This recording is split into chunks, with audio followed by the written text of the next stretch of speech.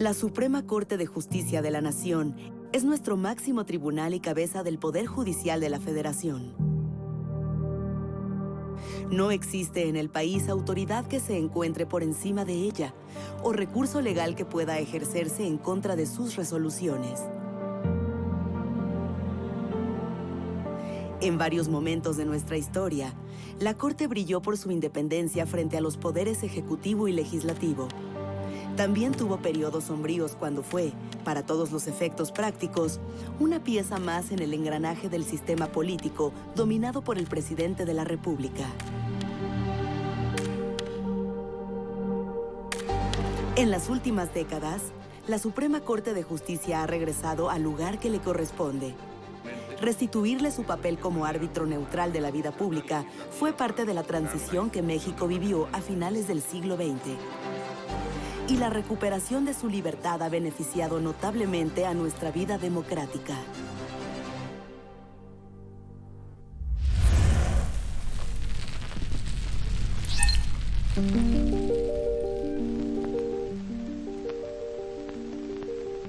Limitar el poder político y evitar su concentración en una sola persona o en un cuerpo único son dos de los principios que rigen a todos los estados democráticos. Para ello, desde su propia organización, el ejercicio de las funciones legislativa, ejecutiva y judicial se distribuye en órganos distintos e independientes entre sí, llamados poderes. El poder legislativo está encargado fundamentalmente de crear las leyes. El poder ejecutivo es el responsable de aplicar el orden jurídico y ejecutar políticas de acuerdo con la voluntad popular y las leyes.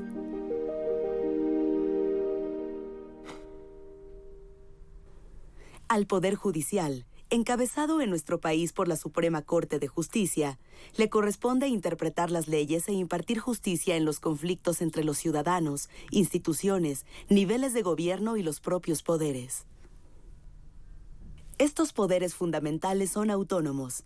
Dentro de sus funciones, cada uno se encarga de moderar y limitar a los otros, procurando un sano equilibrio en que ninguno pueda prevalecer sobre los demás. La división de poderes facilita la partición de las decisiones del gobierno. Con ello contribuye a evitar abusos y previene que un régimen derive al autoritarismo. El llamado juicio de amparo, o simplemente amparo, es uno de los mecanismos básicos del Poder Judicial para ejercer sus facultades. Se protege con él a las personas frente a normas generales, los actos u omisiones por parte de los poderes públicos o de particulares. Es, por su propia naturaleza, un procedimiento que contribuye al equilibrio y limitación de los poderes del Estado, y ello ha llevado a frecuentes conflictos entre la judicatura y los otros poderes por su aplicación. El amparo fue introducido en la legislación federal en 1847 por un joven y brillante diputado de Jalisco, Mariano Otero.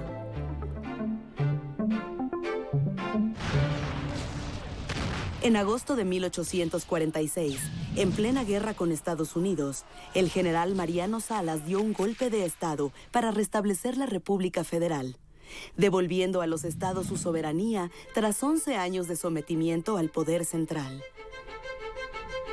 Aunque el Congreso restituyó de inmediato la vigencia de la Constitución Federalista de 1824, nombró también una comisión encargada de proponer reformas a esa ley suprema.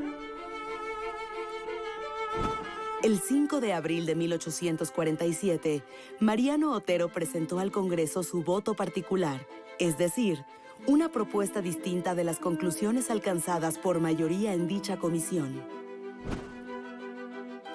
Otero sabía que entre los principales defectos de la Constitución de 1824 estaba la ausencia de un mecanismo eficaz para proteger los derechos fundamentales de los gobernados. Por ello propuso el juicio de amparo, mediante el cual el Poder Judicial de la Federación podría escudar a cualquier habitante de la República en el ejercicio de sus derechos constitucionales contra todo ataque de los poderes estatales o federales. El Acta de Reformas del 21 de mayo de 1847 incluyó casi a la letra la propuesta de Mariano Otero. La primera sentencia de amparo llegó 2 años después. Fue dictada por el juez de distrito suplente de San Luis Potosí, Pedro Sámano, protegiendo al hacendado Manuel Verástegui contra una orden de destierro decretada por el gobernador de dicha entidad, Julián de los Reyes, por haber sido el supuesto autor intelectual de la rebelión de Sierra Gorda.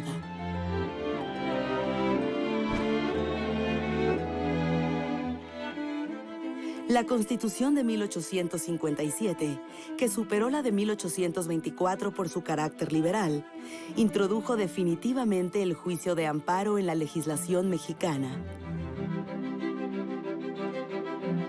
Con el amparo como herramienta de protección constitucional y de los derechos ciudadanos, la Suprema Corte de Justicia de la Nación emprendió un camino nuevo, mucho más relevante del que había tenido hasta entonces en la historia del México independiente.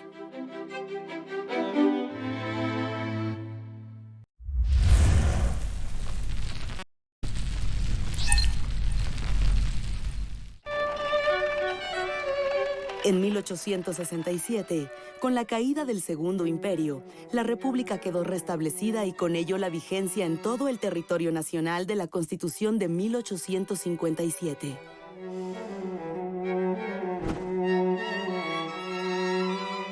El caso más importante de la Suprema Corte en estos años de la República restaurada fue el Amparo Morelos, originado por un conflicto entre un grupo de grandes propietarios de ese estado y su gobernador, Francisco Leiva.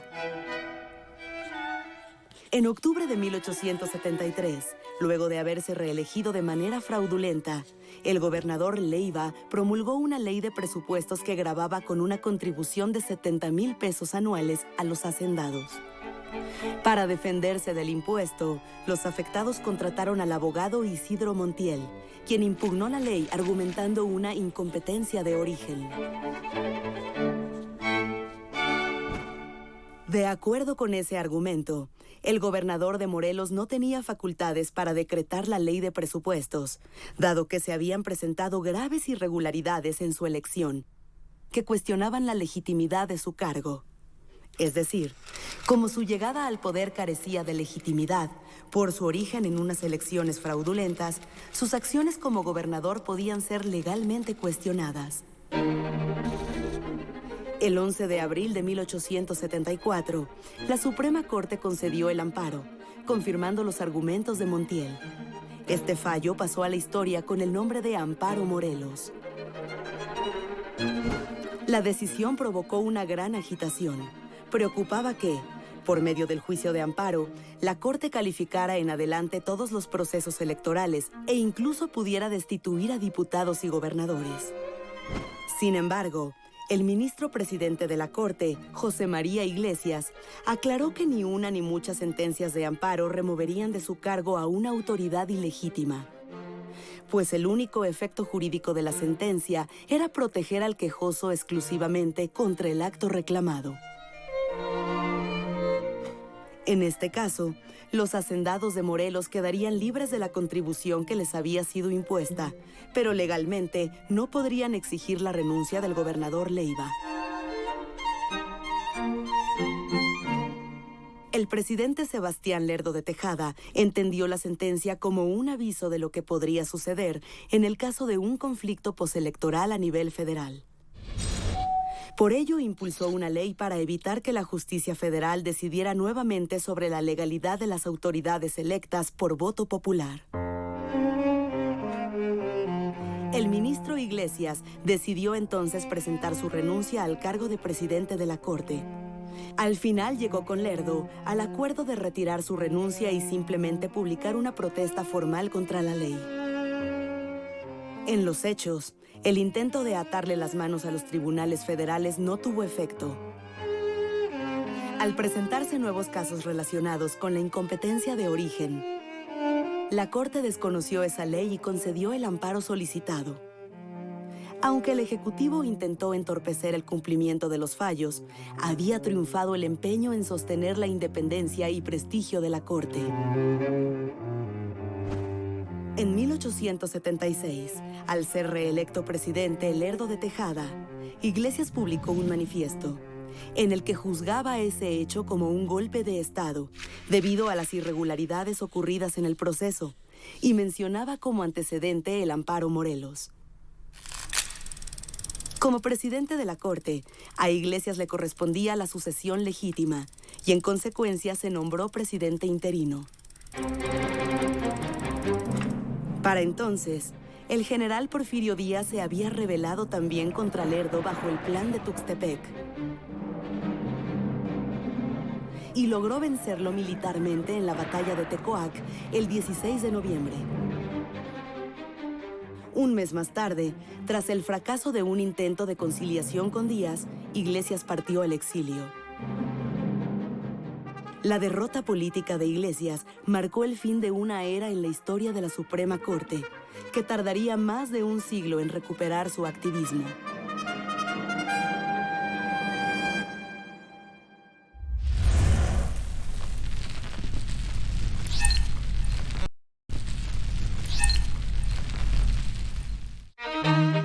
A partir de la llegada de Porfirio Díaz al poder en 1876, la Suprema Corte de Justicia de la Nación tuvo que acoplarse a un presidente astuto y autoritario, que además sería bien recibido por una sociedad que solo deseaba la paz.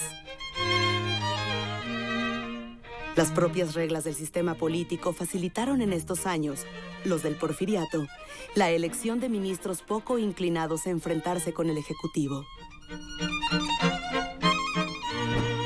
Entre 1878 y 1882, periodo en que Díaz echó los cimientos de un régimen que se extendería por más de 3 décadas, los destinos de la Corte fueron definidos en buena medida por un ministro excepcionalmente capaz, Ignacio Luis Vallarta.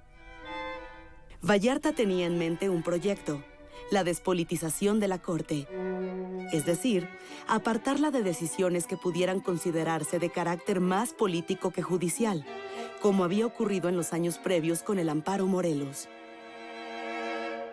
Por ello, Vallarta solicitó a Porfirio Díaz su apoyo a una reforma constitucional para que el presidente de la Corte no fuera, como hasta entonces, el depositario legal del Poder Ejecutivo en caso de ausencia del presidente de la República.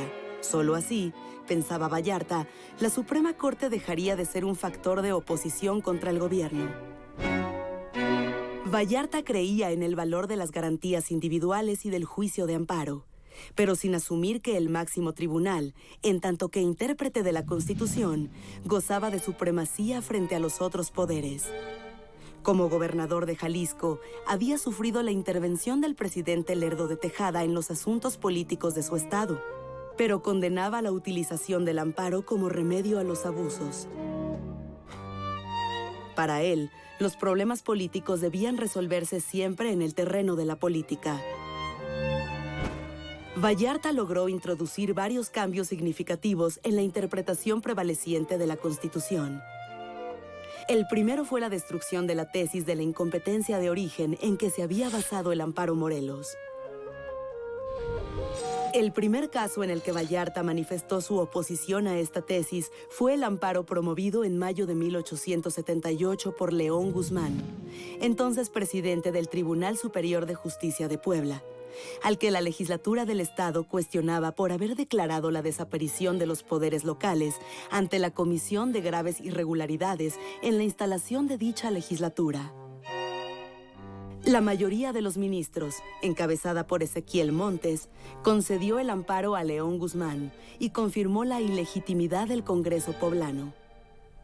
Vallarta se opuso y optó por presentar un voto particular en que calificó el amparo Morelos como un precedente anárquico y monstruoso, pues en su opinión podía convertirse en una herramienta del partido perdedor para cuestionar toda elección, conduciendo al país a la inestabilidad. 3 años más tarde, gracias a la elección de 5 nuevos ministros en 1880, Vallarta pudo imponer finalmente su criterio. En la primera sentencia después de este cambio, el 6 de agosto de 1881, Vallarta enfatizó que únicamente los colegios electorales, y no la Corte, podían determinar la legitimidad de las autoridades electas. Por esta razón, afirmaba, permitir que los tribunales federales ejercieran esa función era un atentado a la división de poderes y la soberanía de los estados. A partir de entonces, este razonamiento facilitó que el gobierno federal gestionara discrecionalmente, para su propio beneficio, todos los asuntos electorales, retirando al Poder Judicial del activismo que había mostrado durante los años de la República restaurada.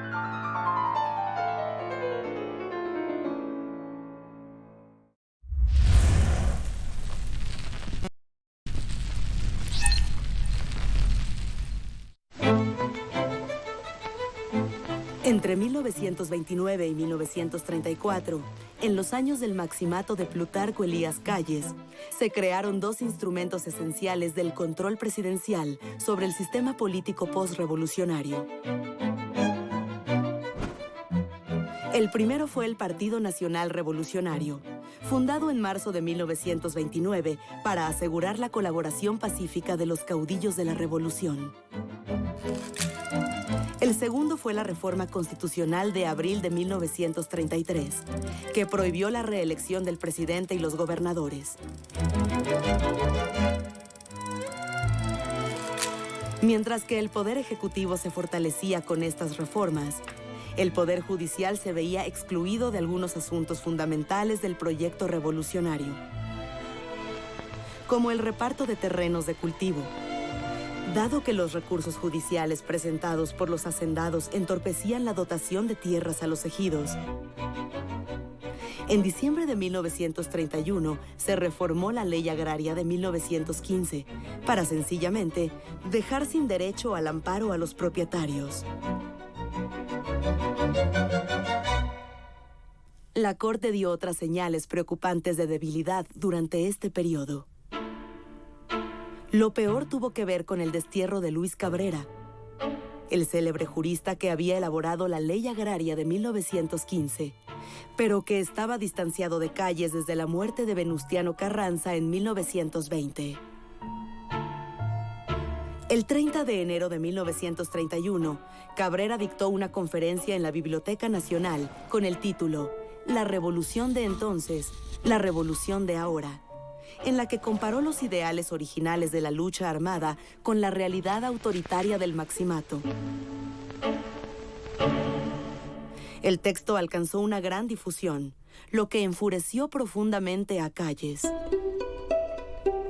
Tras una intensa campaña periodística en contra de Luis Cabrera, el secretario de Gobernación ordenó su detención y destierro, acusándolo de encabezar un complot contra el gobierno. Cabrera solicitó el amparo de la justicia federal y un juez de distrito decretó la suspensión de las órdenes en su contra. A pesar de ello, fue ilegalmente aprehendido el 9 de mayo y enviado a Guatemala al día siguiente. La Suprema Corte no podía pasar por alto este incumplimiento del Ejecutivo a una suspensión dictada por el Poder Judicial. La protesta fue encabezada por Alberto Vázquez del Mercado, ministro de la Corte desde 1928. Vázquez del Mercado pidió a sus compañeros ministros que, en cumplimiento de la ley de amparo, ordenaran la separación inmediata de las autoridades que habían desobedecido el mandato del juez de distrito. Como entre dichas autoridades estaba el presidente de la República, la mayoría prefirió nombrar una comisión investigadora y evitar un choque directo con el Ejecutivo. En protesta, Vázquez del Mercado presentó su renuncia.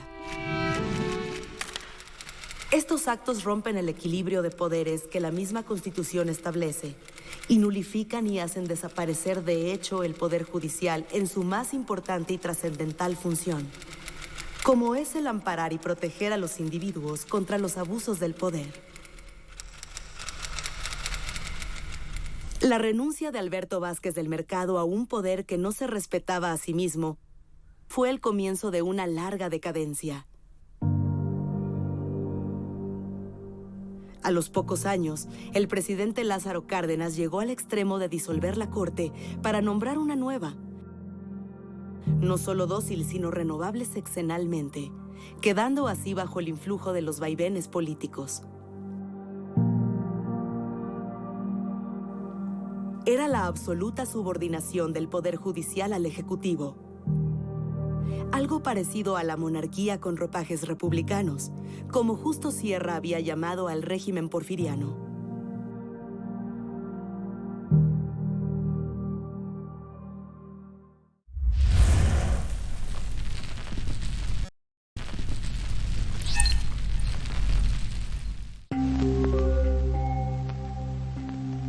En 1940, el presidente Manuel Ávila Camacho presentó una iniciativa de reformas constitucionales para renovar la Suprema Corte en su totalidad y restablecer el carácter vitalicio del cargo de ministro que le había retirado el presidente Cárdenas.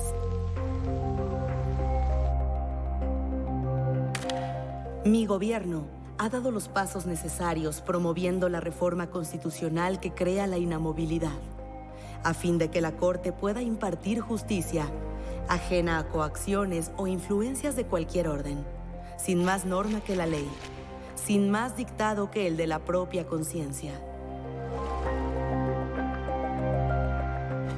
Lejos de obtener con ello una mayor independencia, la lógica del sistema político garantizó una Corte dócil al Ejecutivo, a quien sus decisiones favorecieron sistemáticamente a lo largo de 50 años. Los ministros no se veían a sí mismos como contrapeso, sino como parte del proyecto presidencial. La Corte cooperaba con las políticas del régimen, incluidas las más autoritarias. El mejor ejemplo de ello es el de los amparos contra el delito de disolución social. Este tipo de infracción se definió en 1941, en previsión de la posible participación de México en la Segunda Guerra Mundial. Básicamente, ordenaba castigar a quienes, una vez declarada la guerra, se entendieran con el enemigo o realizaran propaganda política de cualquier gobierno extranjero, perturbando el orden público o afectando la soberanía. Aunque se aplicó poco durante la guerra, en 1951, durante el sexenio de Miguel Alemán, el artículo correspondiente se reformó para poder utilizarlo en contra de los simpatizantes del comunismo y de otros disidentes. A partir de entonces, podría acusarse de disolución social a quien realizara cualquier gesto opositor que preocupara al gobierno, desde una simple marcha hasta una huelga con consecuencias graves en la economía.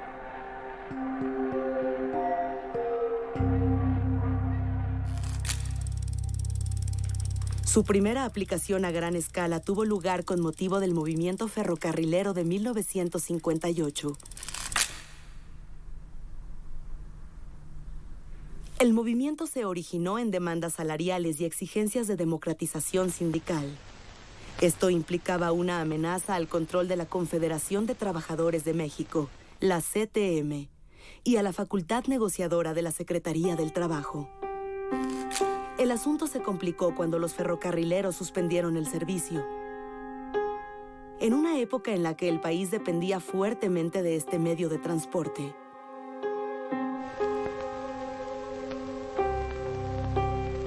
Preocupado por el curso del movimiento, el presidente Adolfo López Mateos ordenó poner fin al conflicto. A fines de marzo de 1959, la Junta Federal de Conciliación y Arbitraje declaró inexistente la huelga y el ejército intervino. Los líderes del movimiento, Demetrio Vallejo y Valentín Campa, fueron encarcelados junto con centenares de huelguistas, acusados del delito de disolución social.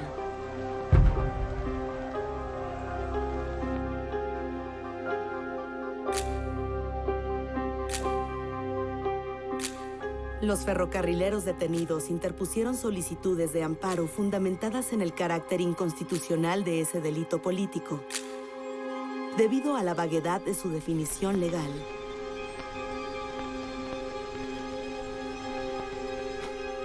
La Sala Penal de la Corte se encargó del asunto en febrero de 1961. El ministro Juan José González Bustamante redactó el proyecto de sentencia que, sin analizar los problemas de constitucionalidad, determinó que la figura era necesaria en el ambiente mundial de constante zozobra e inquietud de los años de la Guerra Fría. Y por ello los amparos debían negarse. Los trabajadores, según el ministro, tenían derecho a defender sus intereses, pero estos no incluían la realización de actos que dañaran económicamente al país. Tiempo después, el ministro González, ya convertido en senador de la República, llamó a sofocar el movimiento estudiantil de 1968 y a someter penalmente a los alborotadores.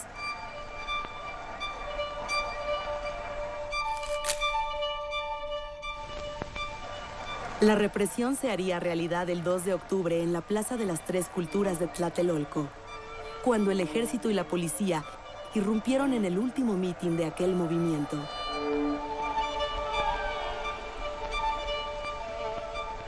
El número de muertos se desconoce. Cientos de estudiantes fueron aprehendidos. Como había sucedido antes con los ferrocarrileros, el Poder Judicial de la Federación negó todos los amparos interpuestos por los jóvenes encarcelados durante el movimiento estudiantil. A petición del presidente electo Luis Echeverría Álvarez, el delito de disolución social se derogó en julio de 1970, como parte de las acciones con las que buscaba distender el ambiente político y social con el que asumiría el poder. Esta reforma permitió que quienes habían sido sentenciados por esa falta pudieran solicitar finalmente su liberación.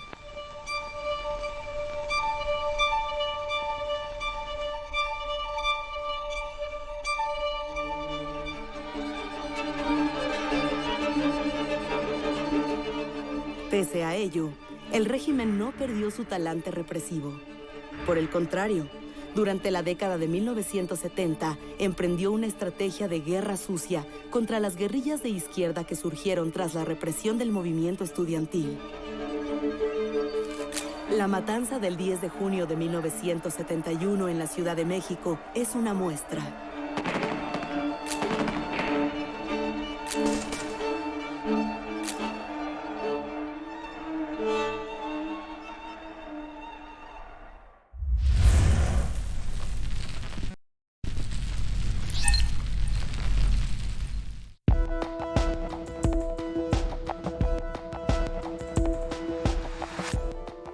Sometido por el Poder Ejecutivo desde el cardenismo, el Poder Judicial entró a la década de 1980 en una etapa de franca decadencia. Más que sus decisiones tradicionalmente sesgadas en favor del gobierno, los escándalos de corrupción fueron dañando profundamente su imagen. Basta una muestra de los abusos para entender ese descrédito. Por ejemplo, el nombramiento de la procuradora Victoria Adato Green como ministra, cuando, tras el terremoto de 1985, en los escombros de la Procuraduría habían sido descubiertos varios cuerpos torturados.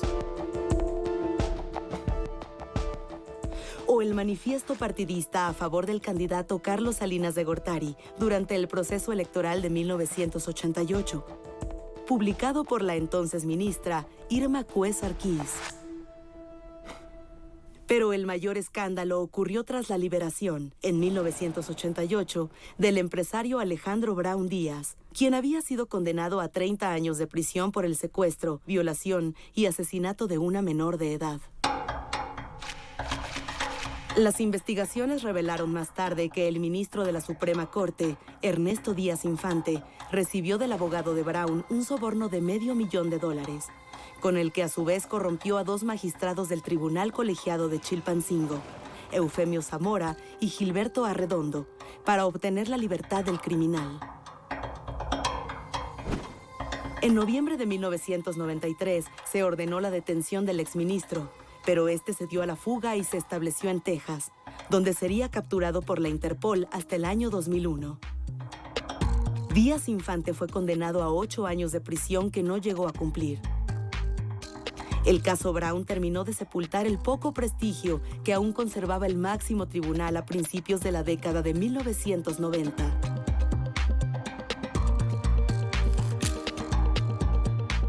En el convulsionado año de 1994, el candidato suplente a la presidencia de la República por el PRI, Ernesto Zedillo, enfatizó la urgencia de una reforma del Estado que incluyera la depuración de la administración y procuración de justicia. En efecto, 4 días después de su toma de posesión, Zedillo presentó la iniciativa de reformas al Poder Judicial que había preparado durante su campaña.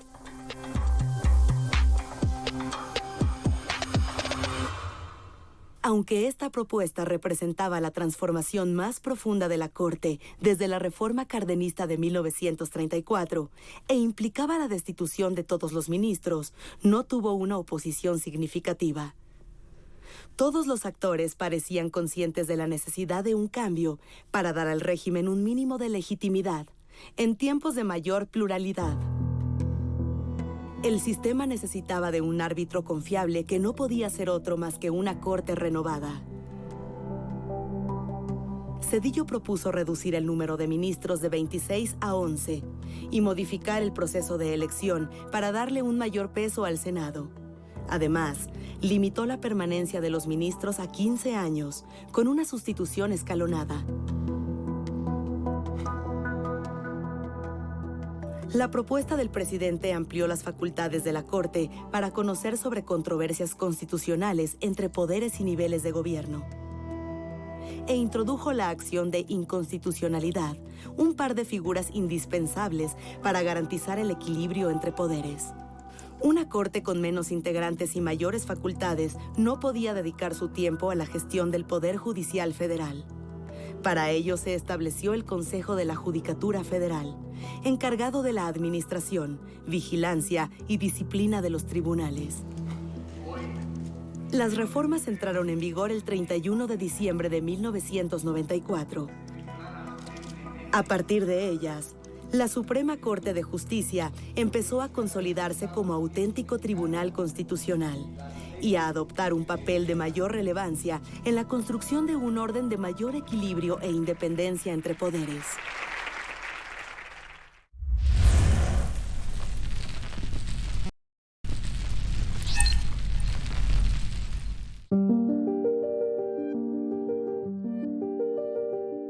La Suprema Corte de Justicia de la Nación tiene entre sus funciones la de mantener el equilibrio entre los poderes ejecutivo y legislativo, resolviendo las controversias que puedan surgir entre ellos y entre los distintos niveles de gobierno. En ella reside también el mandato de asegurar que todo acto de autoridad se apegue estrictamente al orden que la Constitución consagra, protegiendo así a los individuos de abusos que provengan de los propios poderes del Estado, las entidades federativas y los municipios. Numerosos casos recientes demuestran la importancia del trabajo de la Corte en nuestra vida cotidiana. Por lo que respecta a la protección de los derechos humanos, por ejemplo, la Corte determinó, en agosto de 2018, que el Estado puede intervenir cuando se encuentre en riesgo la vida o la salud de un menor de edad y sus padres no acepten un tratamiento médico por razones religiosas. En lo que se refiere a la relación entre los ciudadanos y la autoridad, la Corte atrajo la controversia suscitada entre un periodista y el fiscal general del estado de Veracruz, Jorge Winkler Ortiz, que lo había bloqueado en Twitter. En marzo de 2019, la Corte resolvió que el bloqueo a los contenidos publicados en la cuenta de un funcionario es una restricción indebida al derecho de acceso a la información.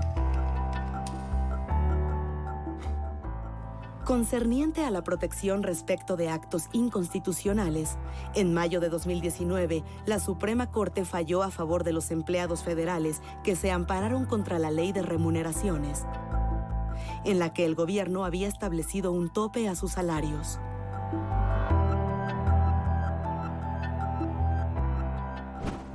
Debido a la trascendencia del papel arbitral y protector de la Corte, su independencia es fundamental.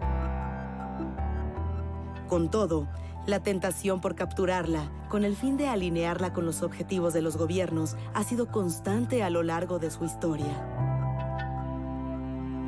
En abril de 2019, se presentó en el Senado una iniciativa para crear una nueva sala anticorrupción en la Corte, lo que sumaría 5 ministros a los 11 actuales, con el propósito de abatir el rezago judicial y reforzar el combate a la corrupción.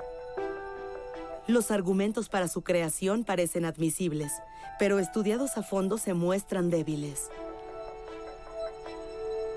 Los casos vinculados a la corrupción son, en promedio, solo el 0.43% de los asuntos que la Corte revisa anualmente.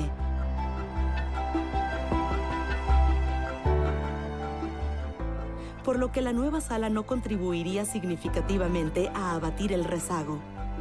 Además, entorpecería el trabajo del Pleno, en que serían 16 ministros y no 11 los que tendrían que procesar y resolver cada asunto. Finalmente, existe ya una instancia especializada en la tarea anticorrupción, el Tribunal Federal de Justicia Administrativa. Podría interpretarse que tal iniciativa, ya desechada, se orientaba a otro fin, el de alcanzar una mayoría de ministros favorables para aumentar la influencia del Poder Ejecutivo en las decisiones de la Corte, pues 9 de los 16 ministros habrían sido designados en un solo sexenio.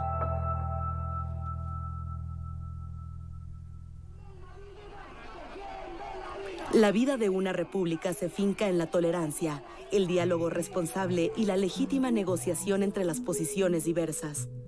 En esta convivencia republicana, la Corte debe mantener su papel arbitral entre poderes, protector de la Constitución y de los derechos humanos. Su libertad e independencia son indispensables para la democracia. Durante la mayor parte del siglo XX, el Poder Judicial no fue más que un apéndice del poder y capricho presidencial. No debemos permitir el regreso de esos tiempos. La justicia que debe brillar en este momento de la historia de México es la justicia apegada a las leyes e independiente de los poderes políticos y económicos. A pesar de los embates en su contra, la Suprema Corte de Justicia se mantiene en nuestros días como una institución capaz de evitar el regreso a aquella nociva concentración de poder. No es un tribunal más, sino quien tiene la última palabra acerca de los límites del poder público y de nuestros derechos.